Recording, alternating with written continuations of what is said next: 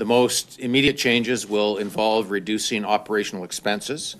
Our province is, of course, facing the most significant financial circumstances we have in a generation, and as I've said before, we cannot reasonably ask Albertans to tighten their belts if the government is not prepared to tighten its belt first. And that includes the Ministry of International and Intergovernmental Affairs, which I am personally responsible for as the minister. So we will, on Ron's recommendation, be closing the Ottawa office. We will be closing the Chicago office, and we will be closing the office in Munich, Germany, to refocus our resources in markets that offer greater returns. We will also suspend the plans that previously existed to open 2 other offices, one in California and the other in Brazil. Both of those will be suspended immediately. And the rest of our international offices will reduce expenses, just as the public service is doing here at home.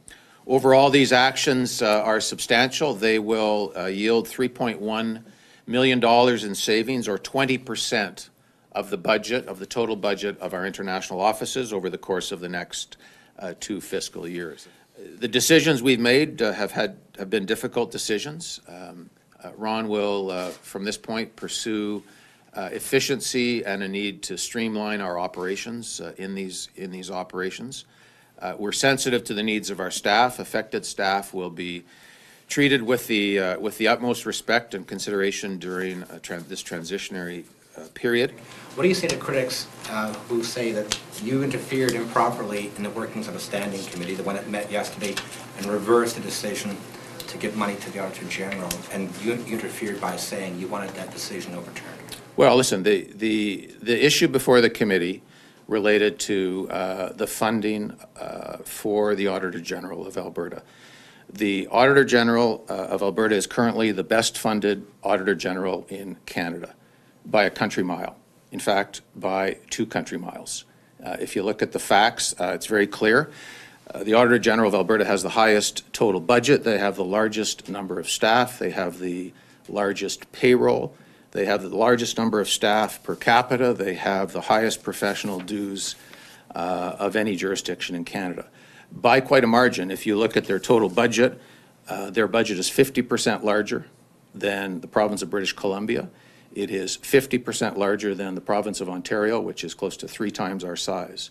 So you can look at this on any metric that you want, but I would suggest, it's absurd to suggest that in light of that the Auditor General cannot accept a 2% reduction in their budget. That's the issue before the committee. The issue, sir, I think here they're talking about is that you interfered by saying publicly you wanted that decision overturned. Well, there's only one taxpayer. I'm responsible to protect that taxpayer. The committee has gone back. They've reconsidered the facts that I've just described to you. They've made their own decisions, but their decision is to reverse their choice. I think that's a eminently reasonable decision in light of the facts that I've just described to you. They arrived at that choice on their own. The larger issue, Premier, is that you ran roughshod over an independent legislature committee, and it's raised the larger question of if Jim Prentice will run roughshod over this aspect of legislative democracy, what else will he run roughshod over? The committee has met. The committee met, had a second deliberation. They took into consideration the facts, and they reversed their decision. I think they did the appropriate thing because the Auditor General of Alberta is the highest funded Auditor General in Canada by a country mile. Sorry, Premier, That's the issue. You're dodging the Did question. you do the appropriate thing? That is the issue. The committee met, considered their position, reconsidered their position, and changed their position. Thank you. Very much. Mr. Premier, can I ask you about